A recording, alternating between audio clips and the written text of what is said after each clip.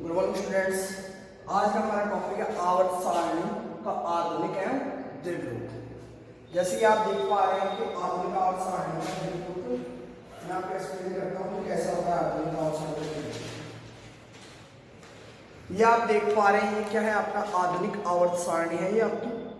इसमें आप देख पा रहे हैं यहाँ पे 4 ब्लॉक में बांटा है SPDF।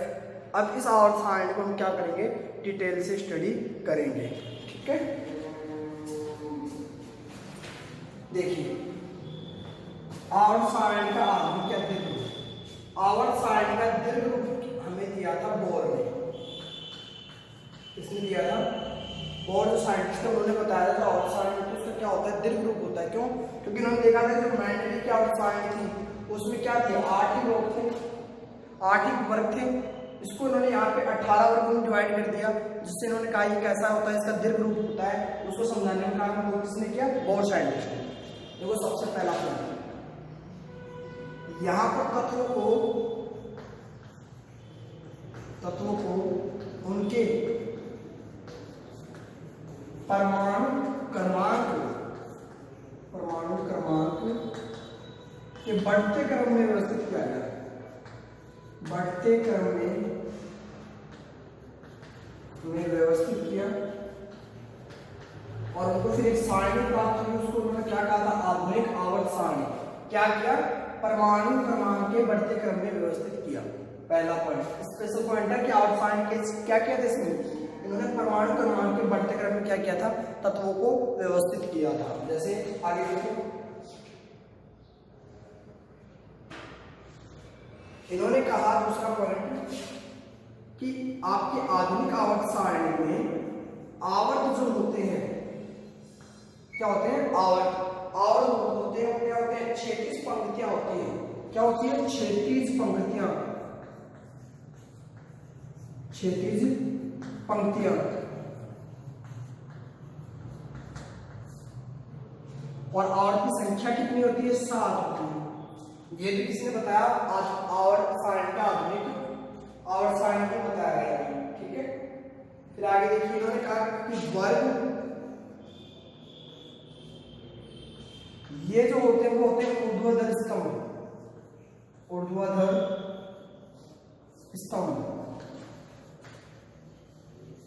इनकी संख्या क्या होती है? 18। देखो इन्होंने आवर्त सारणी बनाई थी इस प्रकार से। ठीक है,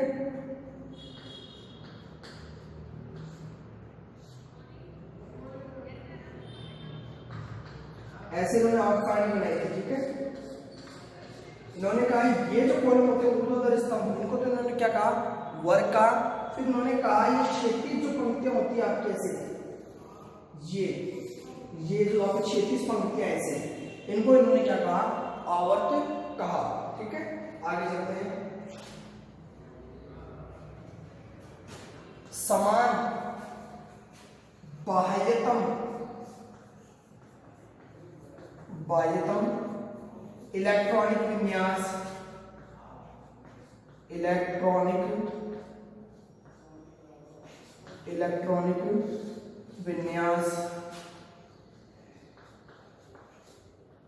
बाह्यतम इलेक्ट्रॉनिक विन्यास, समान बाह्यतम इलेक्ट्रॉनिक विन्यास वाले तत्वों को एक ही वर्ग में रखा। एक ही वर्ग में रखा। ये था हमारा एक वर्ग। इसमें जैसे हमारे आते हैं क्या है, hydrogen, lithium, sodium, calcium, potassium, rubidium, caesium, francium. इन सबके जो बाह्यतम इलेक्ट्रॉनिक विन्यास है क्या है? समान है। इन्होंने ऐसे कहा जिसके भी बाह्यतम इलेक्ट्रॉनिक विन्यास समान होते हैं वो क्या होते हैं? एक ही ग्रुप के अंदर रखे जाते हैं या एक ही वर्ग के अंदर रखे जाते हैं। आगे देखिए,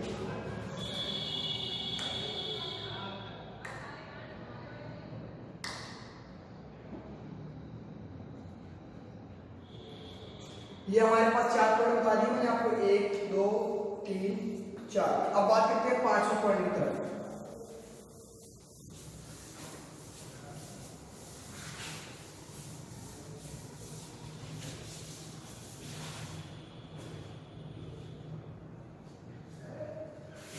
इस आवर्त सारणी में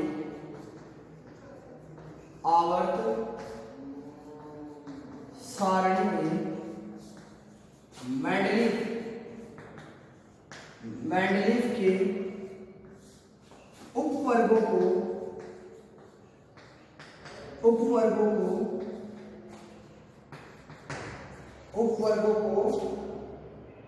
एक उपवर्गों को पृथक कर नए वर्ग बनाए, उपवर्गों को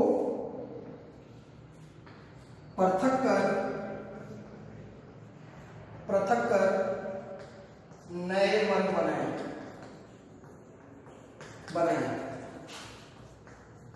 और उनकी संख्या क्या थी वर्ग की? 1 से 18 तक नंबरिंग दी हुई है। ठीक है, क्या बनाए? 1 से 18। जैसे हमने देखा था कि प्रथम वर्ग था उसमें 1 2 2 क्या थे? उपवर्ग थे मेंडलीव में। दूसरे में क्या थे? A B. तीसरे में क्या थे? A B. तो इन्होंने क्या किया? उन सबको 1 से 18 तक वर्गों में क्या कर दिया? डिवाइड कर दिया।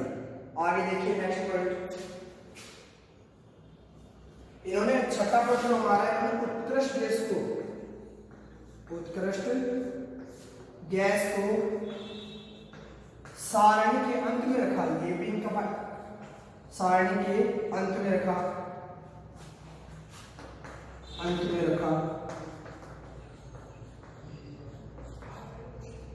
इन्होंने और भी एक पॉइंट दिया, 7 यहां लिख देता हूं मैं आपके।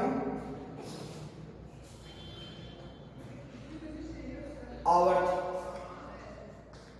इन्होंने कहा आवर्त आपके पास कितने थे? 7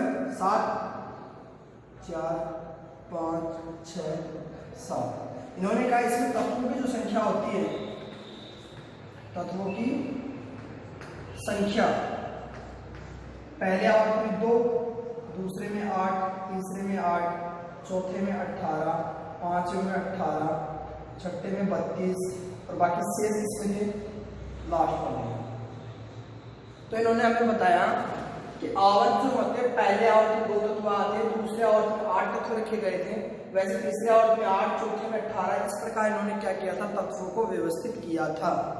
आगे चलिए।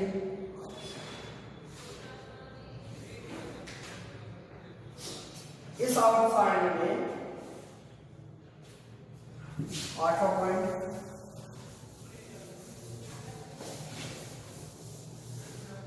देखिए। इस आवर्त सारणी में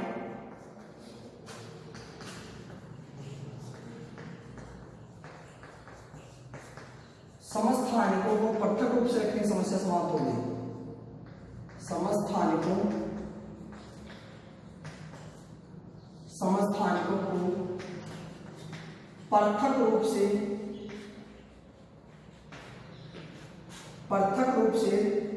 रखने की समस्या या पृथक स्थान देने की समस्या, समाप्त हो गई। स्थान देने की समस्या समाप्त हो गई।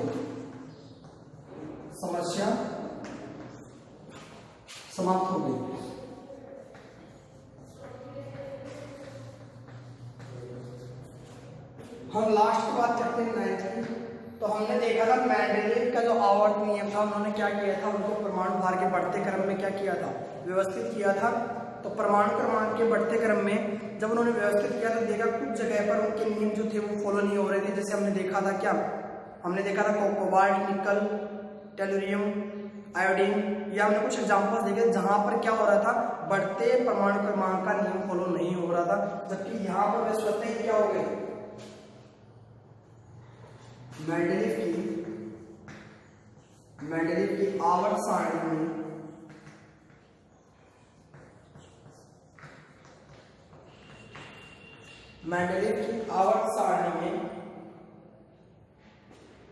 आरोही क्रम का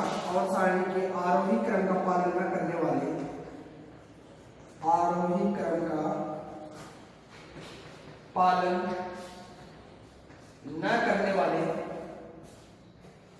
न करने वाले, कौन कौन थे न करने वाले? आपके था आर्गन था, आपने आर्गन और पोटेशियम लिया था।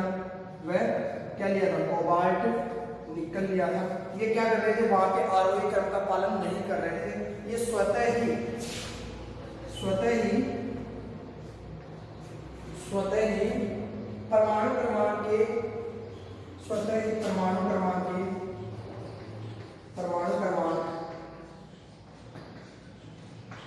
बढ़ते क्रम का पालन करने लगे। परमाणु क्रमांक के बढ़ते क्रम का पालन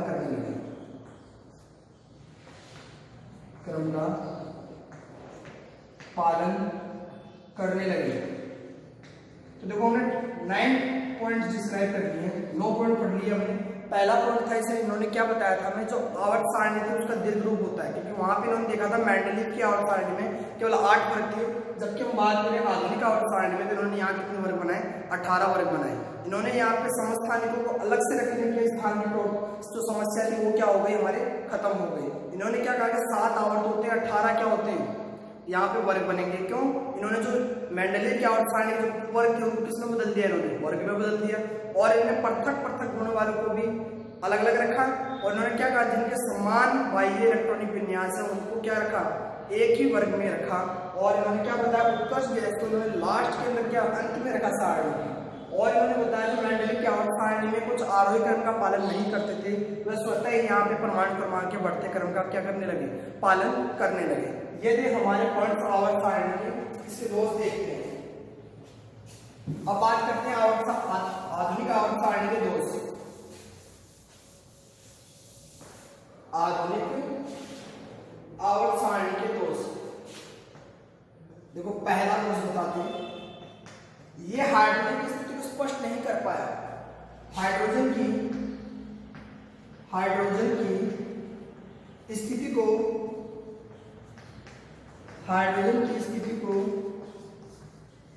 स्पष्ट नहीं कर पाया, स्पष्ट नहीं कर सका। क्या नहीं कर सका, हाइड्रोजन की स्थिति को स्पष्ट नहीं कर सका, पहला पॉइंट।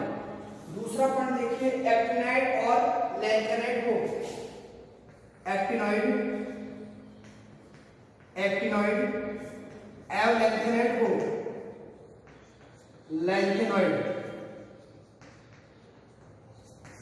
को मुख्य सारणी में स्थान नहीं दिया, मुख्य सारणी में स्थान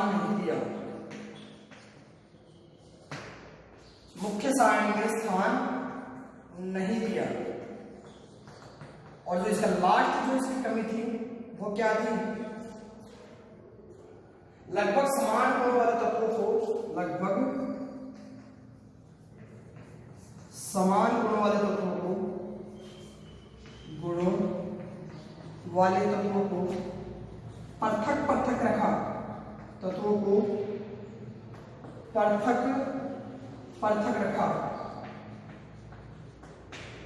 पृथक रखा, एग्जाम्पल था इसका, उदाहरण था हमारे पास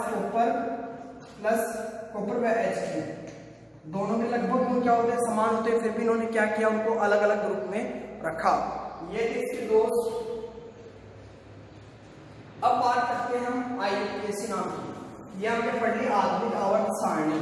क्या पढ़ ली, आधुनिक आवर्त सारणी, कुछ पॉइंट्स पढ़े और डिटेल में जाएंगे कैसे कैसे एलिमेंट्स होते हैं, क्या होते हैं। उससे पहले हम पढ़ते हैं इसके अंदर 100 सूत्र वालों का IUPAC नाम कैसे लिखते हैं, 100 से अधिक परमाणु क्रमांक, 100 से अधिक परमाणु क्रमांक वाले तत्वों का नामकरण। परमाणु क्रमांक वाले तत्वों का IUPAC नामकरण। तो देखिए, सबसे पहले तो हम क्या करते हैं, 100 से अधिक जिसके परमाणु क्रमांक होते हैं उनका नाम लिख देंगे। पहले लिखते हैं मूल नाम और उसके बाद में क्या लगा देते हैं, IUM लगा देते हैं। उसमें क्या लगा देते हैं, IUM लगा देते हैं। जैसे मैं बात करता हूं कि नंबर ऑफ डिजिट्स, परमाणु क्रमांक में उपस्थित संख्याएं, कोई भी परमाणु क्रमांक होगा, परमाणु क्रमांक में उपस्थित संख्याएं या उपस्थित अंक। अब हम जानते हैं परमाणु क्रमांक में क्या होगा, 100 तक हुआ तो 3 अक्षर हो सकते हैं। क्या हो सकता है वहां पे, 0 1 2 3 4 5 6 7 8 9, यानी 0 से लेकर 9 तक अंक हो सकते हैं उसके अंदर, परमाणु क्रमांक के अंदर। फिर हम बात करते हैं उनके मूल नाम की। मूल नाम, तो मूल नाम देखेंगे, देखो नील, जीरो के लिए हम लेते हैं नील, इसके लिए लेते हैं हम यूनी, ठीक है, इसके लिए लेते हैं हम बाई, ट्राई, क्वाड्रा, और इसके लिए लेते हैं पेंटा, और इसके लिए लेते हैं हेक्स, इसके लिए सेप, ये ऑक्ट, और 9 के लिए लेते हैं ENN। ये हम नाम लेते हैं, एक के लिए जीरो के लिए नील लेते हैं, एक के लिए यूनी, 2 के लिए बाई, 3 के लिए ट्राई, 4 के लिए क्वाड्रा, 5 के लिए पेंट, 6 के लिए हेक्स। इस प्रकार हम नाम लेते हैं। हम बात कर रहे हैं इसके जिनके 100 से अधिक परमाणु क्रमांक हो उनके नाम हम कैसे लिखते हैं IUPAC में। फिर देखो इनका जो संक्षिप्त रूप होता है, इनका संक्षिप्त रूप लिख रहे हैं हम, संक्षिप्त रूप। इसको मैं शॉर्ट में क्या लिख सकता हूँ, small n, small u, small b, t, q, p, h, small h, ये s, ये o और ये e। इस प्रकार हम क्या कर सकते हैं, इनका संक्षिप्त रूप हम लिख सकते हैं। फिर हम आगे बात करते हैं, फिर एग्जांपल देता हूँ आपको मैं। जैसे एग्जांपल हमने ले लिया 106, मान लीजिए किसी का परमाणु क्रमांक क्या है, आपके पास 106 है। अब उसका नाम कैसे लिखोगे, आपको नाम लिखना किस तरीके से, इस तरीके से। तो देखो एक को हम क्या बोलते हैं, यूनी, तो हमने क्या लिख दिया, यूनी। 2 को, जीरो को हम क्या बोलते हैं, नील, तो हमने क्या लिख दिया, नील। 6 को हम क्या बोलते हैं, हेक्स, ये लो हेक्स, प्लस क्या कर देंगे इसमें, IUM, EM जोड़ देते हैं इसमें, तो क्या आ जाएगा ये नाम, यूनी, नील, हेक्सियम। ये इसका नाम हो गया 106 का। इसको शॉर्ट में लिखेंगे तो क्या लिखेंगे, U, जीरो के लिए क्या लिखेंगे, N, और 6 के लिए क्या लिखेंगे, H। तो इसको शॉर्ट में क्या लिख सकते हैं, UNH। एक एग्जांपल और देता हूं आपको मैं, यूनिट की जगह अन कर लेना, इसको अन कर लेना, ठीक है, तो इसको भी हटा दो, क्या आ जाएगा, अननील हेक्सियम। क्या आ गया, अननील हेक्सियम। दूसरा एग्जांपल ले लेते हैं, 113 आपके पास कोई परमाणु क्रमांक है, क्या है आपके पास 113 परमाणु क्रमांक है। इसका अगर हम नाम लिखेंगे IUPAC में, तो हमने देखा कि यहाँ पे हम क्या, एक को हम क्या बोलते हैं, अन, फिर एक को हम क्या लिखेंगे, अन, 3 को हम क्या बोलते हैं, ट्राई, प्लस क्या कर देंगे इसमें, IUM, यानी क्या करते हैं, मूल नाम में IUM जोड़ देते हैं हम, ठीक है। तो यहाँ को क्या नाम आ गया इसका, अन ट्राइयम, क्या आ गया, अन ट्राइयम। शॉर्ट में क्या लिखोगे इसको, U और T। इस प्रकार आप क्या कर लेते हो, इनके IUPAC में नामकरण लिख देते हैं, अन ट्राइयम, ये नाम हो गया। इस प्रकार आप किसी का भी क्या कर सकते हैं, जिनके 100 से अधिक परमाणु क्रमांक होते हैं उनका IUPAC नामकरण कर सकते हैं। हमने देखो ये अभी 2 चीजें पढ़ ली है। अब हम आगे बात कर लेते हैं टाइप्स ऑफ एलिमेंट्स की। टाइप्स ऑफ एलिमेंट्स यानी तत्वों के प्रकार।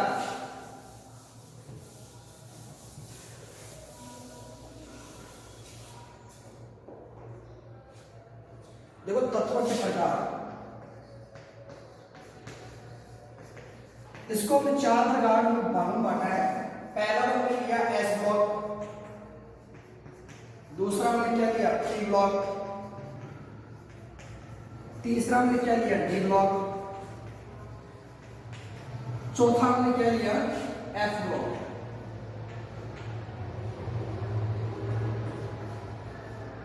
देखो मतलब हमारे जितने भी तत्व होते हैं वो आवर्त सारणी में 4 ब्लॉक में रखे जाते हैं। कौन कौन से में, S, T, D, F। अब हम बात करते हैं S ग्रुप में कौन कौन से तत्व आते हैं। तो देखो आपने देखा था कि प्रथम ग्रुप और द्वितीय ग्रुप है, 1 से 2 ग्रुप, दोनों ग्रुप किसमें आते हैं, जो हमने वर्ग लिए थे, पहला दूसरा वर्ग किसमें आते हैं, S ब्लॉक में। जबकि P ब्लॉक की मैं बात करूं तो P ब्लॉक में कहां से कहां तक आते हैं, 13 से 18, ये किसमें आते हैं, P ब्लॉक में आपके। जबकि D की बात करूं तो D कहां से आते हैं, 3 से 12। यहाँ पे 3 से 12 के जो वर्ग है वो किसमें आते हैं, D ब्लॉक में। जबकि मैं F ब्लॉक की बात करूं तो किसमें आता है, तीसरे वर्ग में आता है। किसमें आता है? तीसरे वर्ग में आता है। कौन? एफ ब्लॉक के जितने भी तत्व सभी किसमें आते हैं? तीसरे वर्ग में आते हैं। ये तो हमने बात कर ली तत्वों की, तत्वों को हमने डिस्क्राइब कर दिया। 4 लोग कहते हैं एस पी डी एफ। अब हम बात कर लेते हैं इनके इलेक्ट्रॉनिक कॉन्फ़िगरेशन। इलेक्ट्रॉनिक विन्यास क्या होता है इनका? इलेक्ट्रॉनिक विन्यास, इलेक्ट्रॉनिक विन्यास देखिए इलेक्ट्रॉनिक विन्यास, मैं एस ब्लॉक के इलेक्ट्रॉनिक विन्यास की बात कर रहा हूं तो मेरे पास एस ब्लॉक का इलेक्ट्रॉनिक विन्यास क्या होता है? NS1 से 2 क्या आता है? NS1 से 2 यानी 1 से 2 इलेक्ट्रॉन भरे जा सकते हैं इसमें NS, और N यहाँ पे क्या बताता है?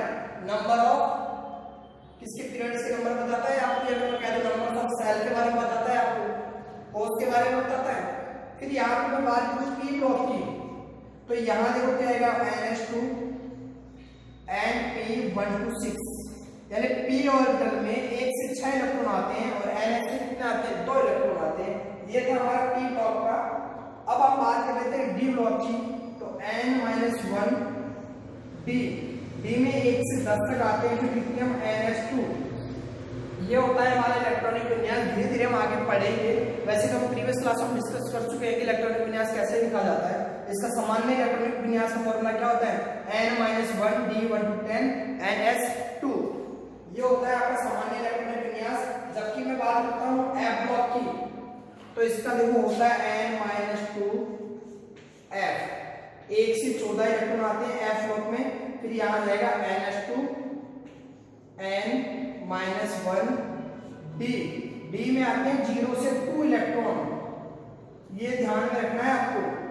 ये होते हैं सामान्य इलेक्ट्रॉनिक विन्यास किनके? S block, P block, D block, F block के। तो हम बात कर रहे हैं कि S block, P block, D block और एफ ब्लॉक की। ये हमने ब्लॉक पढ़े। ब्लॉक में हमने देखा कि 4 ब्लॉक होते हैं पूरे आधुनिक आवर्त सारणी में।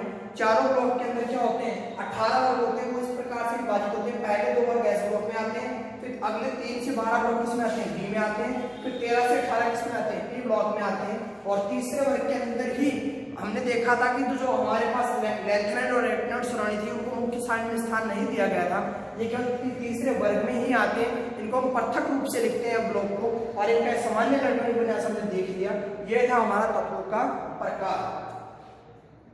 अब हम देखते हैं देखो इसमें आगे, इसके आगे हम देखेंगे कि किसमें धातु आती है, किसमें नहीं आती है, इलेक्ट्रॉनिक विन्यास क्या क्या होता है, कौन कौन से तत्व आते हैं, इन सब ग्रुप को क्या कहते हैं, वो हम करेंगे नेक्स्ट क्लास में डिस्कस। आज के लिए इतना ही। हम मिलते हैं नेक्स्ट क्लास में। Thank you.